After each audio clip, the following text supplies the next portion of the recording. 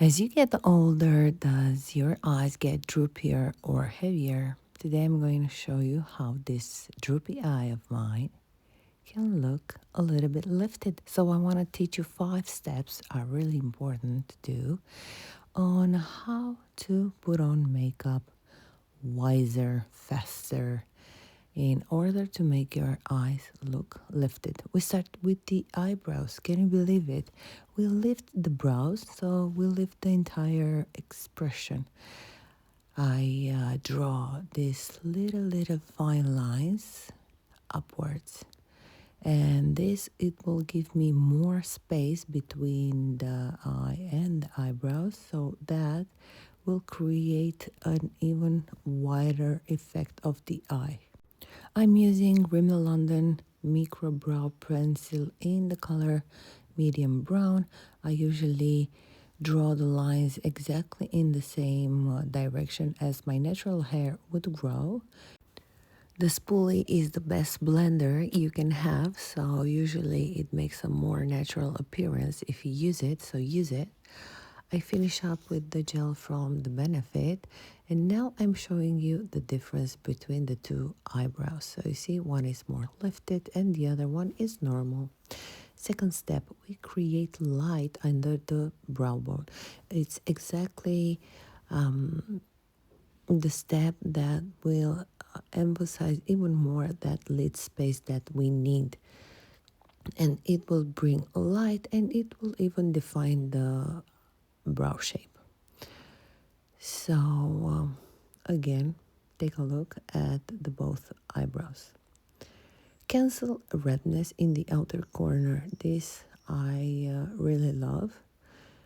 You can skip the brows, but do this one because a lot of us have redness or purple or brownish outer corners. And sometimes when we cancel that spot, we realize that actually our eyes are not that droopy, and this is an important step. So put a little, just the smallest amount possible. And if you will do just one step from all this that I'm showing you today, please learn this one. Take a cold pencil. This is again a Rimmel London one, the brown. Scan lines, and from the middle of the eye, from the pupil, draw to the outer corner, or from the outer corner until the half of your eye. And with a very small pencil brush, this one is from Charlotte Tilbury, just take a look straight in the mirror, open your eyes and ignore that fold and just drag the pencil out. You can do this with the eyeshadow as well. I find it easier if I take the pencil brush and dab it into the pencil. So this is what I'm doing now, and I am totally ignoring that fold, and I am creating a shadow.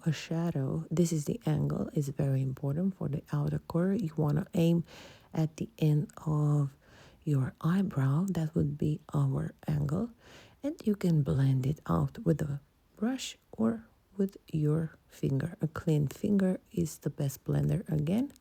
And you see, while we do this step, we create that dimension at the other corner. You can even draw, this is what I'm showing you now, you can even draw an eyeliner, but that is not what we are doing today. I can do that the next time.